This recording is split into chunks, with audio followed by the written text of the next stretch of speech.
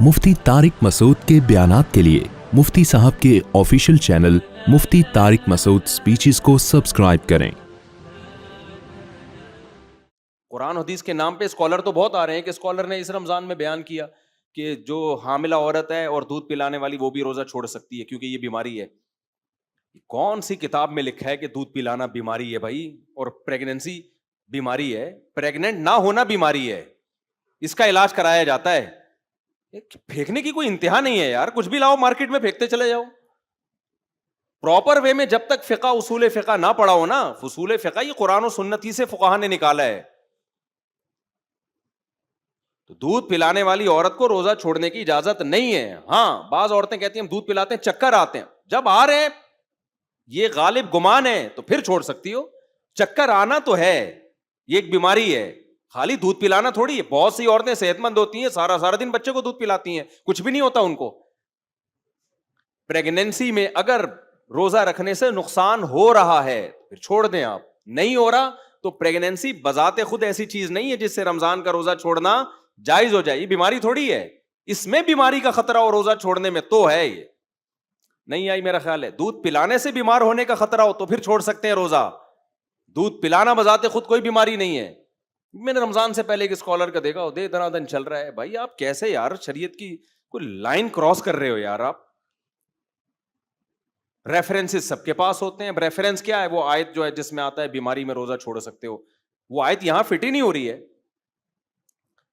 Pregnant ना होना बीमारी है, तभी तो औरतें दवाएं खा रही होती हैं कि प्रेगनेंसी हो जाए। होना थोड़ी भी, वो होना तो नेचुरल है। और रखती आई हैं हमेशा दूध पिलाने वाली औरतें भी, प्रेग्नेंट औरतें भी हमेशा रखती आई हैं रोजा। हाँ, बहरहाल अगर किसी को नुकसान हो रहा है तो फिर ये हम कहते हैं हम थोड़ी उसको मना कर सकते हैं। भाई अल्लाह ने इजाजत दी है, छोड़ सकते हैं रोजा। एक दफा एक साहब मेरे पास आए कि मुझे बहुत ज्यादा खांसी हो रही है और डॉक्टर ने कहा है रोजा तोड़ दो वरना ये खांसी और ज्यादा बढ़ेगी, दवा लेनी पड़ेगी, इंजेक्शन वगैरह से आराम नहीं हुआ। क्या हुआ? या गला खराब था उनका, उन्होंने कहा मैंने रोजा नहीं तोड़ा, गला की खराबी बढ़ेगी मेरी। तो मैंने कहा छोड़ सकते हो आप रोजा। एक साहब बैठे हुए थे, यार गला खराब पे रमजान का रोजा छोड़ दिया, उधर इम्तिहान देने पे रोजा छोड़ना मना है, गला खराब पे। यानी वो आमदी साहब ने कह दिया कि कल पेपर है आप रोजा छोड़ दो। वो उस पर इतनी सख्ती कि नहीं छोड़ सकते, बंदे का मुस्तकबिल दाव पे लगा हुआ है और इधर गला खराब है। गले में क्या है? गला खराब है तो रोजा छोड़ दो ताकि गला ठीक हो जाए। तो ये क्या है? मैंने कहा भाई हमारे बाप मामू का दीन नहीं है। अल्लाह मियां ने गले को खराबी को माना है। बीमारी है तो बीमारी में डॉक्टर बोलते हैं गला खराबी क्या है? बीमारी है। तो अल्लाह मियां ने कहा है कि बीमारी में ठीक है, पेपर को अल्लाह मियां ने बाकी किसी चीज को उजर नहीं माना, तो हम तो वही बताएंगे जो अल्लाह मियां कह रहे हैं। भाई साहब क्या ख्याल है? तो जब भी जनाब गामदी साहब कहें ना कि मशक्कत की वजह से रोजा छोड़ सकते हैं, तो उनसे बोले ठीक है, सफर में अगर टेंशन ना हो तो फिर छोड़ सकते हैं कि नहीं छोड़ सकते? फिर कैसे? फिर तो फर्ज होना चाहिए हर। हम तो कहते हैं भाई सफर कितना ही आरामदेह हो,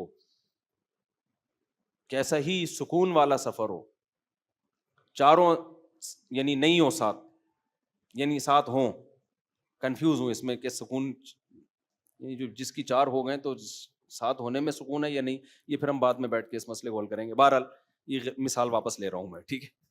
ठीक। तो बहुत सुकून वाला हो, हम तो कहते हैं भाई फिर भी रोजा छोड़ सकते हो, अल्लाह ने इजाजत दे दी। ना छोड़ो तो ज्यादा अच्छा है, रमजान का रोजा है, रमजान की फजीलत हासिल हो जाएगी। नमाज में तो कसर ही है, वो तो 4 की 2 ही करनी पड़ेगी आपको, उसमें तो 4 का ऑप्शन नहीं है। हजरात फुकाहा का दिमाग कितना तेज है, जिनको आज सुबह शाम लोग गालियां देते हैं कि फिक्का शिक्का नहीं मानते। सवाल पैदा होता है रमजान में रोजा छोड़ने की इजाजत है, रखना सवाब है, और जबकि सफर में 4 की 2 ही पढ़नी है, 4 नहीं कर सकते।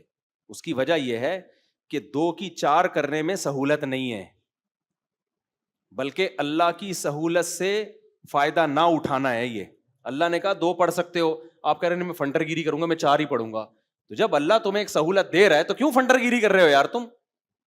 तुम्हारा बाप तुम्हें हदिया दे रहा हो, गिफ्ट दे रहा हो, आपको अब्बू नहीं मैं ये मोबाइल आपका नहीं, मैं तो मार्केट से खरीद के लूंगा अच्छा वाला, अब्बा को गुस्सा आएगा कि नहीं आएगा? जबकि रमजान के रोजे में अल्लाह ने जो छोड़ने का ऑप्शन दिया ना, तो बाज दफा रखने में सहूलत होती है, क्योंकि ये ऑप्शन अल्लाह ने नहीं दिया कि छोड़ दो बिल्कुल। अल्लाह ने कहा बाद में रखना पड़ेगा, तो अल्लाह बात से बेहतर है मैं अभी रख लूं, बाद में बड़ी टेंशन होगी मुझे, ठीक है ना? تو اس میں رخصت متعین نہیں ہے, اس میں اللہ کی دی ہوئی سہولت سے فائدہ اٹھانے کا مطلب یہی کہ اس کو آپشنل رکھا جائے. بھائی اپنی سہولت دیکھو, میری طرف سے اجازت ہے چھوڑ دو. لیکن آدمی کہتا ہے اللہ بالکل تو چھوڑنے کی تو نہیں اجازت دے رہا ہے نا, قضا کا حکم دے رہا ہے, تو بعد میں بھی رکھنا ہی ہے. ابھی ساری پبلک نے رکھا ہوا ہے تو ابھی میں بھی رکھ لوں تو زیادہ اچھا ہے, بعد میں اکیلے مجھ سے نہیں رکھا جائے گا. تبھی ہم نے دیکھا ہے بیماری میں بھی لوگ روزہ رکھ ہی رہے ہوتے ہیں, سفر میں بھی رکھ ہی رہے ہوتے ہیں. یار بعد میں کون رکھے گا بیٹھ کے, اور واقعی مشکل ہوتی ہے. سمجھتے ہو گے نہیں سمجھتے ہو, اس لیے روزہ آپشنل ہے, نماز آپشنل نہیں ہے. نماز میں آپ کو 4 کی 2 پڑھنی پڑیں گی. 4 پڑھنا یہ اس کی علامت ہے کہ آپ اللہ کی دی ہوئی رخصت کو سے فائدہ نہیں اٹھا رہے. آپ سمجھتے ہو گے نہیں سمجھتے ہو.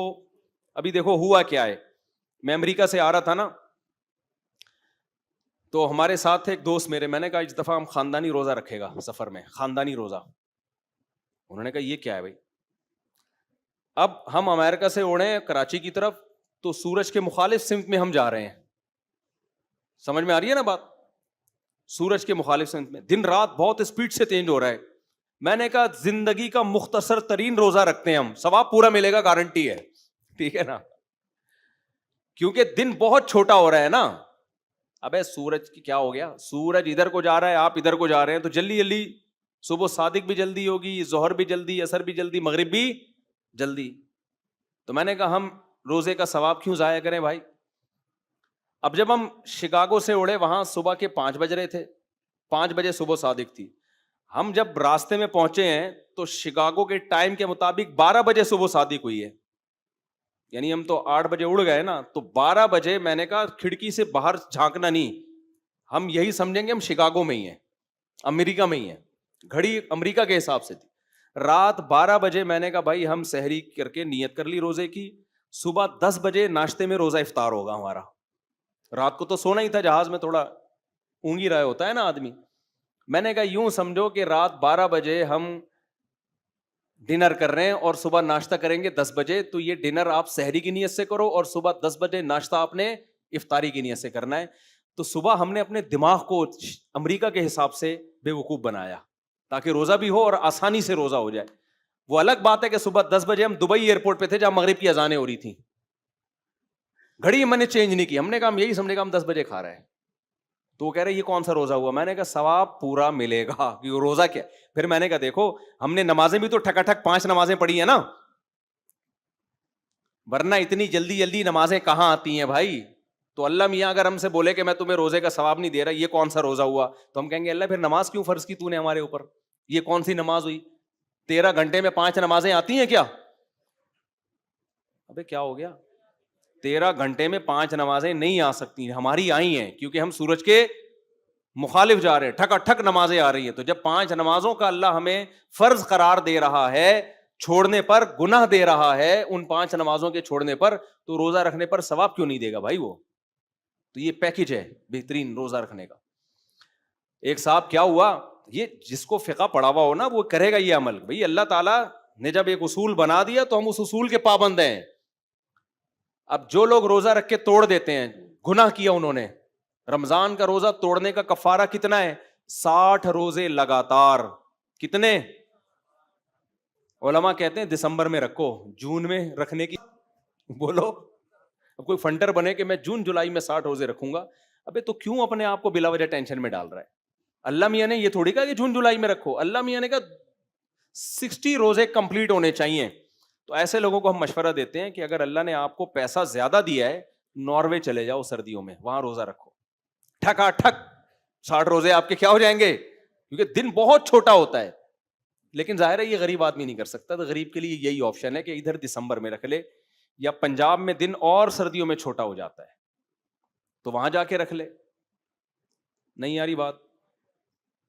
تو شرعی قاعدہ ہے بھائی, صبح صادق ہونی چاہیے, غروب آفتاب ہونا چاہیے, دونوں چیزیں ہو رہی ہیں. اب اللہ میاں نے دن 2 گھنٹے کا رکھ دیا, 3 گھنٹے کا, تو یہ ہمارا ہیڈک نہیں ہے بھائی. یہ مسئلہ کس کا ہے؟ اللہ میاں کا. اللہ میاں اگر ہمیں قیامت کے دن کہہ دے کہ تمہیں ثواب نہیں ملے گا اتنے 3 گھنٹے کے روزے سے, 2 گھنٹے کے روزے سے کیا فائدہ, ہم کہیں گے اللہ تو دن بڑھا دیتا. ہماری نہ تو نے ناروے جانے پر پابندی لگائی تھی, ناروے نہیں کوئی بھی ایسا نا جو ساؤتھ پہ ہو, کوئی سستا ملک ہو, ناروے تو بہت مہنگا ہے, اور نہیں جاؤ, اتنا تو پیسہ کس کے پاس ہوتا ہے, ادھر ہی چلے جاؤ, مری چلے جاؤ, سوات چلے جاؤ, جہاں ٹھنڈے روزے ہوتے ہیں. تو کفارہ ادا ہو جائے گا. سمجھتے ہو؟ نہیں سمجھتے میرا خیال ہے. کفارہ بہرحال ادا, کیونکہ ہمیں اس سے, ہم نے اس فارمیلٹی کو جو اللہ کا قانون ہے اس کو پورا کرنا ہے. اب ناروے میں رمضان کے روزے روک رکھتے ہیں نا, 2-2 3-3 4-4 گھنٹے کے روزے ہوتے ہیں, اتنے مختصر روزے. تو آپ کا کیا خیال ہے, ان کے روزے نہیں ہوتے کیا؟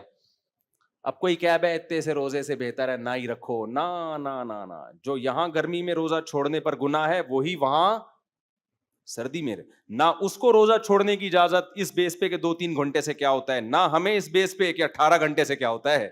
صحیح ہے نا. رمضان جب آئے گا جتنا مرضی پسینہ نکالے, جتنی مرضی لیند ہو. اب دیکھو ناروے میں گرمیوں میں لوگوں نے 20-20 گھنٹے کے روزے رکھے ہیں. ہمارے دوست کہتے ہیں ہم رکھتے ہیں, ادھر افطاری کی, ادھر عشاء کی اذان ہوئی, ادھر سحری, بس افطاری سحری ایک ہی ہوتی تھی اور فوراً اگلے دن کا روزہ شروع. تو مجھے کہتے تھے مفتی صاحب بہت لمبے روزے ہیں. ابھی جب جون جولائی, یہ جو ہمارے جب جون میں روزے تھے نا, تو ناروے میں روزے بہت لمبے تھے رکھے ان لوگوں نے. میں ان سے کہتا ہوں, ان کو میں نے کہا بیٹا تم لوگ جو ہے سردیوں میں مزے بھی تو تم نے بہت اڑائے ہیں. سردیوں کے روزے تمہارے 4-4 5-5 گھنٹے کے روزے, تو اب گرمیوں کے 20-20 گھنٹے کے بھی انجوائے کرو. سمجھ رہے ہو؟ تو کہاں سے کہاں بات چلی گئی, بیان لمبا ہو گیا, بس سمیٹ کے ختم کرتا ہوں بات. پھر حج پہ انشاءاللہ اگلے ہفتے ہم چلیں گے.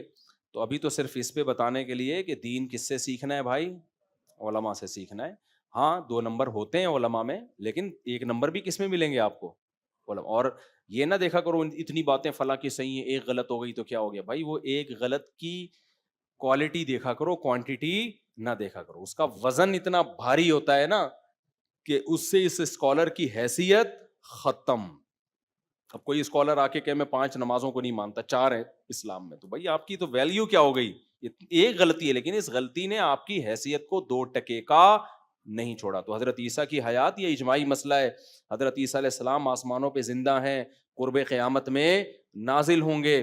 اسی طرح رمضان کا روزہ فرض ہے, صرف سفر بیماری میں چھوڑ سکتے ہو, اس کے علاوہ نہیں چھوڑ سکتے. طلاق کے بعد, شوہر کی وفات کے بعد عورت پر عدت بولو فرض ہے 3 مینسز یا 4 مہینے 10 دن, اور جس کو مینسز نہیں آتے اس کی 3 مہینے 90 دن. یعنی اسلامی لحاظ سے اگر مہینے کی پہلی تاریخ سے ہے تو 3 مہینے, چاہے وہ کتنے بھی دن بنے, اگر بیچ میں شروع کیے تو 90 دن. تو یہ عدت کے مسائل ہو گئے, وراثت کے مسائل ہو گئے, اور بہت سارے مسائل ہیں جو اجماعی مسائل ہیں, ان میں اختلاف کی. اچھا صحابہ کا مسئلہ بھی اجماعی ہے. کسی صحابی کے خلاف بدگمانی پھیلانا, ایسا ان کے عمل کو پیش کرنا جس سے لوگوں کو لگے کہ یہ فاسق تھے, یہ بھی اجماعی امت کے خلاف ہے. سمجھتے ہو؟ کوئی اسکالر یہ بات کر رہا ہے تو پھر یہ نہیں دیکھا جائے گا اتنی باتیں صحیح میں ایک غلط ہو گئی, تو وہ غلط کا ویٹ اتنا زیادہ ہے کہ بھائی اب اس کی حیثیت 2 ٹکے کی نہیں رہی ہے, اس نے اتنا بڑا بلنڈر کر دیا ہے. تو اللہ تعالیٰ سے دعا ہے اللہ تعالیٰ ہمارے ایمان کی, اعمال کی حفاظت کرے. وما علینا الا البلاغ.